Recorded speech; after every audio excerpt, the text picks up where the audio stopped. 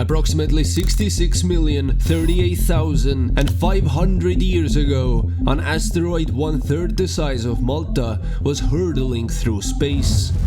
At a pace of about 25 kilometers per second, this gigantic projectile was blazing up to be a planet killer, and there just so happened to be a very special little greenish-bluish planet directly in the way, and thankfully, as we all know, nothing else interesting happened that day. The shooting star flew right by. Some saw it, others didn't, and everybody lived happily ever after. Like, literally. As a kid, I always wondered what would've, could've, maybe even should've happened if the dinosaurs just never went extinct. What would've happened if these creatures continued to evolve, to just let them be for a really long time? If enough life cycles go by, would they also eventually, in any shape or way, form a society? We truly live in a society. What would a raptor's ideal McDonald's order look like? Would a Triceratops be annoying to hang out with because of the big ouchies? If Daddy Longneck wears a tie to work, hello? And as I've grown up, I've started to realize how much more complicated this topic truly is. Alternate history is one thing, but alternate timelines, that's a lot right there. From the itsy-bitsy details to the grander world building as a whole, the laws, the folklore, the traffic configuration and styles of fashion, one could go mad trying to design a whole universe in one afternoon. But if we go step by step, one question after another, we might just get a glimpse, a slightest shimmer of idea, how this humanity who never was would look like. Breaking news! A dam has broken over at San Francisco. Technicians were called out at around 9 a.m. this morning after a truck carrying fresh cockroaches crashed into the side of the dam. In other news, local police saved a pet fish from a tree today. More news at 7. Okay, let's start with the basics. There's an elephant in the room that really wants to be addressed. First of all, the dinos lived on this planet for a whole lot longer than we have so far. And secondly, they were dumb as shit. Even if they survived, the odds of them evolving into something resembling human likeness is maybe not very likely. Honestly, they had their shot. A pretty long shot as well. And not a single Starbucks was built in that time. If anything, they perhaps would have still gone extinct during the Ice Age. But dude, Dude, the age of endless snow and ice would have been a rather difficult environment for our scaly friends. But surely some species could have somehow adapted and evolved even further. Maybe grown a few feathers and become an expert at foraging. Not too dissimilar anymore, huh? After a freaky amount of speculative research, it's my pleasure to present to you with at least 15% scientific accuracy, the Homo Reptilium. A fictional descendant of the many Raptora species, a member of the Drododine family and the Homo genus, and a human being by all measurements of the law, just not the kind you're used to seeing. Homo Reptilium evolved not from mammals, but from small feathered theropod dinosaurs that survived and gradually lost full feathers in favor of scales in warmer climates. In our reality, they're described as the smartest dinosaurs there ever were, with a large brain-to-body ratio and complex social behaviors. If anyone could do it, it would have been them. In the year 2036, the planet's average temperature is 15 degrees Celsius, and the North Continuant Empire lives conflict-free for the time being. The sun shines bright, and the sky is as blue as ever. Life in these urban areas is peaceful. Unemployment rates are on the rise again, but for the most part, life is nice here. The citizens here rely on heating technology of their modern homes to thrive. Sleep is seen as an essential part of the daily routine, as the time is used to physically recharge. Those living in poorer conditions might not get the luxury to warm up every night, and are thus more susceptible to diseases and energy loss. Their languages are simple and their speech is slower, colder, a bit more calculated. They like to really think about what they're about to say before actually saying it. As you'd expect, they have a humanoid silhouette, upright posture, bipedal long legs. But unlike us, they have a digidrate stance, which means they mostly walk on their toes like birds and raptors, with a height of 1.7 to 2.2 meters on average, slightly taller than humans. Their skin is scaled with subtle patterning like stripes, speckles, and bands. Each individual's markings are unique to them. No two patterns are ever the same, which is like a giant fingerprint covering their entire bodies. Some subspecies retain thread-like proto-feathers along the spine, forearms, or head crest. It's like our body hair, except it's usually not shaved off. Those whose ancestors have been living in colder areas like tundras, mountains, or Finland, their genes have given them protection against the harsher conditions. Skin color ranges from earthly tones like greens and browns to some rare iridescent scales. Every now and again, a baby is born with a rare mutation that causes their skin to become a bright tone of red, yellow, or even pink. But the neat thing about these scales is that they harden with age, which causes the elderly to look more armored, if you will. Their elongated skulls give them big mouths with long rows of teeth and one stretchy tongue. Their snout is smaller than your typical dinosaurs, but way longer than an average human's. The teeth are slightly curved like canines have, which are ideal for meat ingestion. Their eyes are front-facing, which gives them excellent depth perception. No external ears, instead recessed auditory slits. And even the body is a perfect shape for aerodynamics. These people have retained more of their hunting instinct than we ever had to begin with.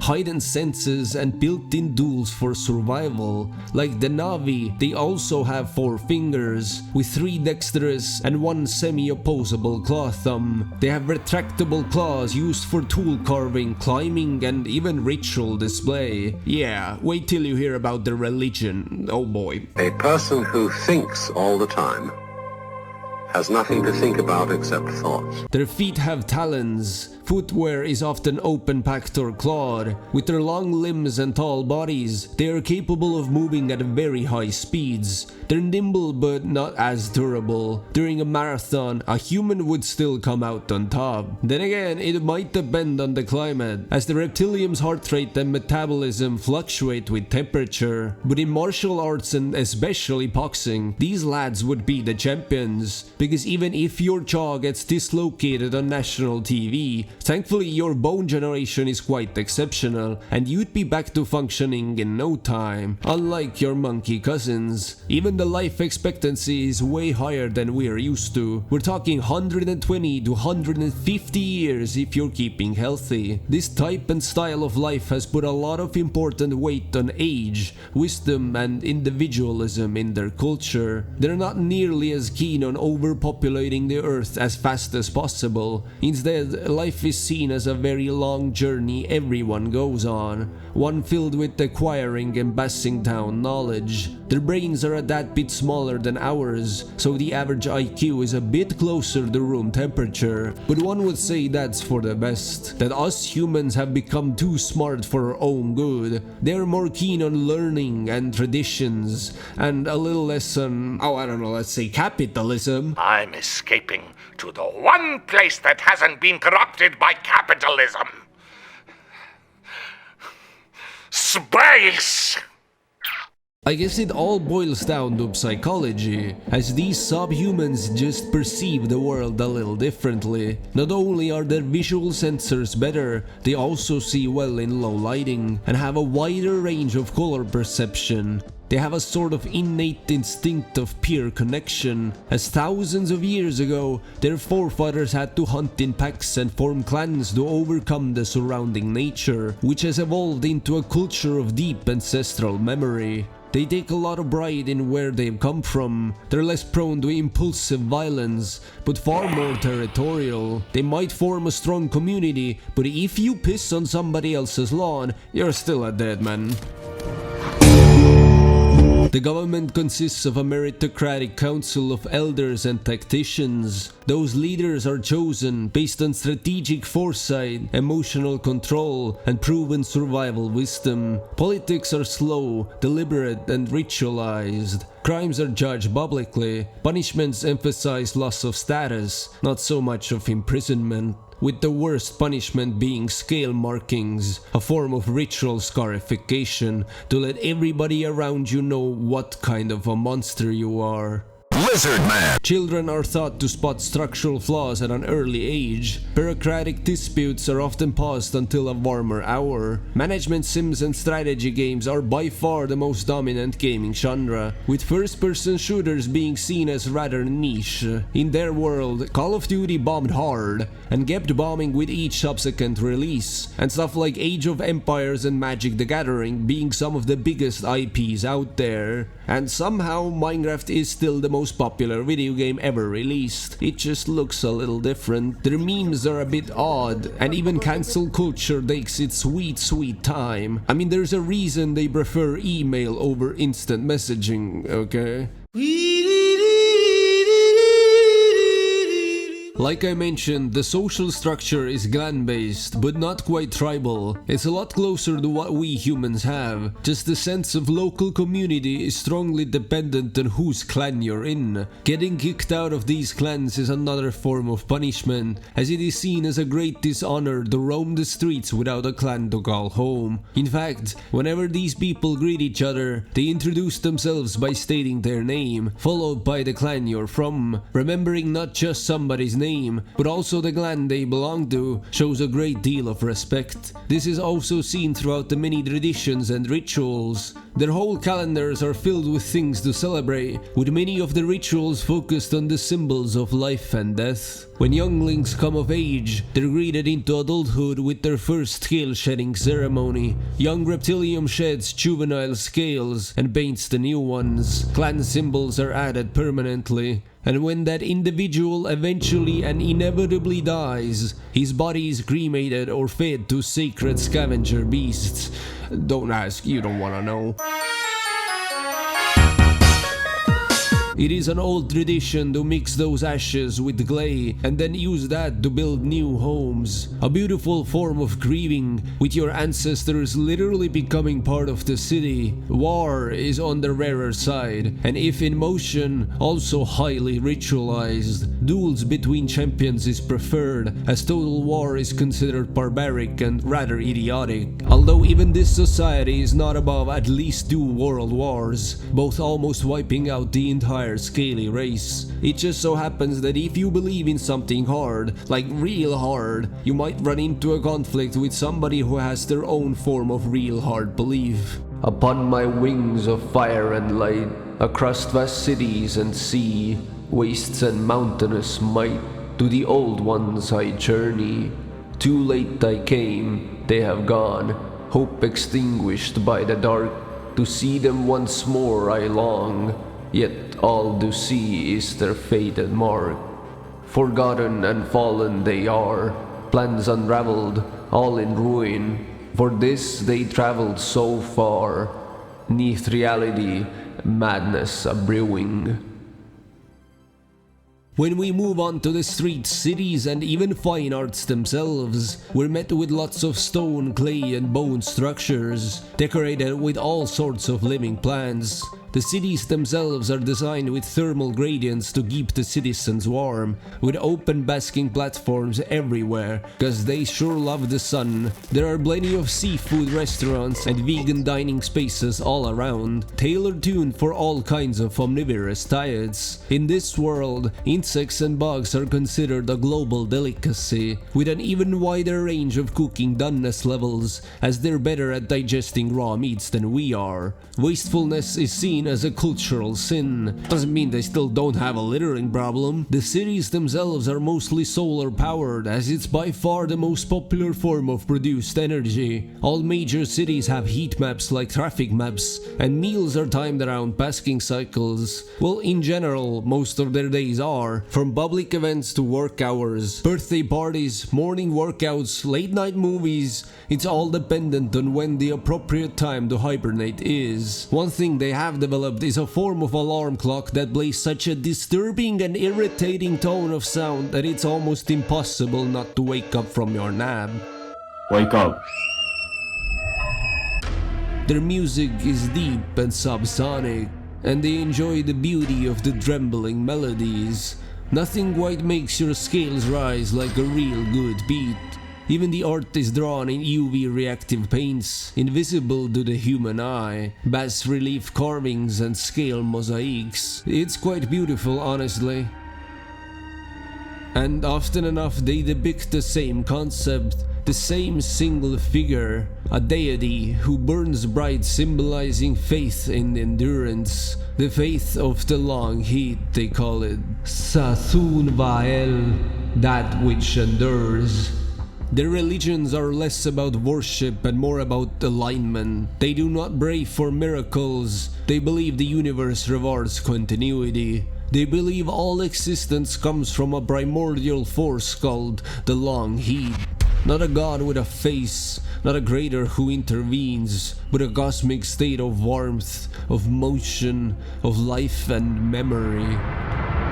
They don't have any churches. These holy grounds are not for theatrics. They are temples to show respect to the forces above, beneath and beyond. And in each one of these temples, there lies an eternal flame that has been maintained for thousands of years and will be maintained for thousands more. If one were ever to go out, it'd be a grave spiritual failure for the local community, as people gather around these giant flames to meditate for hours on end, sit tightly in silence, listen to the fire cracking, reflect on their lives. They still believe in demigods, which there are plenty of to fight over which are real and which are not. Of course, there are the non-believers, and on the other side of the spectrum, crazed lunatics who keep torching supermarkets, because they believe we should all embrace the eternal glory of the flame, like right fucking now. Ocean man, take me by the hand. Conflict still brews, and friction is always created between differing worldviews. No matter how small the dispute might be, even in a society ruled by tradition, there is still pain and suffering. Oh, the agony some of them have had to go through, the horrors that have been committed by their own. While the end of the world was avoided once, who says it won't once again creep up in another form? With a global coldening and the reliance on technology to keep them warm, some areas of the planet could very well become uninhabitable, with entire cities and nations falling. Maybe the giant AI program that's been pumped up with zillions of dollars, used for keeping eternal storage of history, maybe the servers crash and the World Wide Web collapses, shooting these people back into the Dark Ages, with all of recorded memory lost to time. Or the most catastrophic of all, the good ending? One where the digital evolution has eradicated the need for tradition, the world has been stabilized, and pressure has been removed that forced renewal. A medical breakthrough eliminates metabolic inefficiencies, an immortal cure that makes living a bit too easy. Reproductive drive drops dramatically. Life is not brought to a halt with a big bang. Instead, it becomes so comfortable that the race just slowly withers away. No collapse, just a plateau that never renews. They cured the urgency that made them endure. Whether the world ends or not, one single belief is commonly shared amongst the young and old, that afterlife is not a place, but a state. That there is no heaven or hell, that after death, the body returns to the heat, the ash returns to the city, and memory returns to the clan. The dead do not live on as spirits, they persist as influence. Being forgotten is the only true death. Yes, it turns out the meaning of life really was the lusty Argonian maid all along.